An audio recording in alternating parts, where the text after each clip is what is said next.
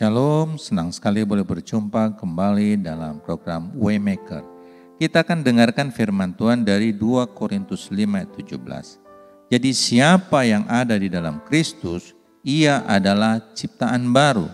Yang lama sudah berlalu, sesungguhnya yang baru sudah datang.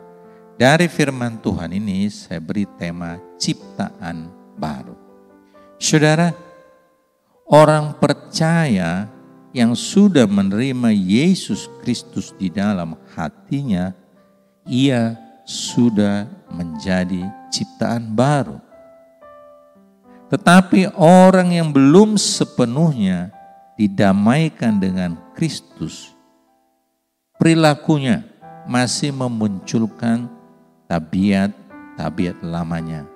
Sehingga tanpa disadari itu sudah membuat orang lain di sekitarnya tidak nyaman.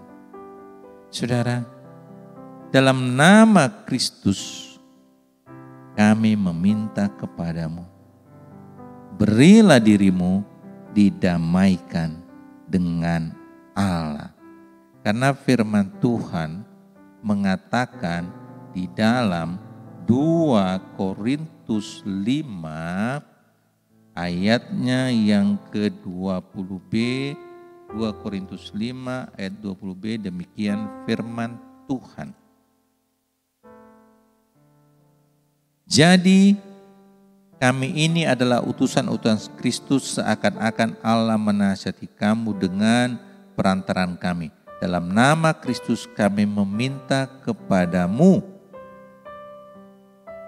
berilah dirimu didamaikan dengan Allah. Saudara yang dikasihi oleh Tuhan Yesus, hidup ini bukan untuk saling mencela akan kekurangan orang lain, tetapi untuk saling menutupi kekurangan masing-masing. Jika kita menilai orang lain dari kekurangannya, kita sendiri pun juga tidak lepas dari banyak kekurangan. Saudara, orang yang sudah menjadi ciptaan baru bukan berarti dia terbebas dari kekurangannya, tetapi dia akan membiarkan Tuhan berkarya di dalam hidupnya setiap hari. Saya ulangi, orang yang sudah menjadi ciptaan baru bukan berarti dia terbebas dari kekurangannya, tetapi dia akan membiarkan Tuhan berkarya di dalam hidupnya setiap hari. Haleluya. Kita semua harus tahu bahwa kita ini berharga oleh sebab Kristus telah berkorban bagi kita. Kiranya kasih Kristus yang Paulus sampaikan di tengah-tengah jemaat Korintus juga menjadi tenaga pendorong kita dalam melayani Tuhan. Saudara, orang yang sudah diubahkan, ia berorientasi pada ciptaan baru, yaitu takut akan Tuhan, jujur, sopan, murah senyum, mudah berteman, dapat dipercaya, menghargai kelebihan orang lain. Saudara, orang yang belum sepenuhnya didamaikan dengan Kristus, sifat lamanya masih dominan, yaitu suka menyalahkan orang lain atas kesalahannya sendiri. Merasa paling benar dan harus selalu benar. Bertindak lebih berani ketika terjadi pertikaian dan masalah. Mengabaikan kebutuhan dan perasaan orang lain. Merasa lebih baik dari orang lain. Sangat mudah dipengaruhi dan tidak memiliki pendirian tetap. Kurang peka tentang perkara-perkara rohani, lebih menonjolkan lakunya, cepat menilai orang, dan melakukan prasangka semaunya.